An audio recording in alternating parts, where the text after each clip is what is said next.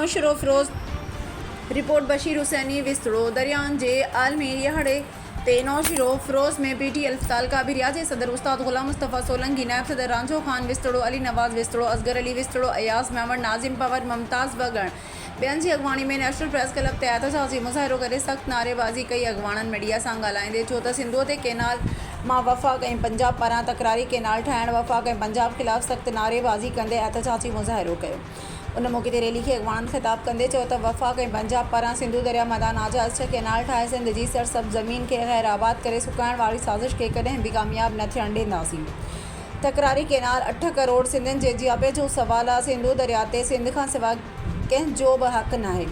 सिंध जो बचो अॼु सरापा एहतजाज आहे, पर सिंध जा हुकुमरान वॾेरा बोतार चुप करे वेठा आहिनि। जेकॾहिं वफ़ाक़ पंहिंजे होॾ तां न लथो त पंजाब जा रस्ता बंदि कया वेंदा ऐं सिंध जो बाशऊर अवाम अदीब दानिशवर सहाफ़ी वकील सुञाण धुरियूं तकरारी केनालनि ख़िलाफ़ एहतजाज करे रहिया आहिनि। हिननि वधीक चयो त केनालनि जो जोड़ियल मंसूबो ख़तमु न कयो वियो त सिंध जो शऊर हर क़ुर्बानी ॾियण लाइ तयारु आहे।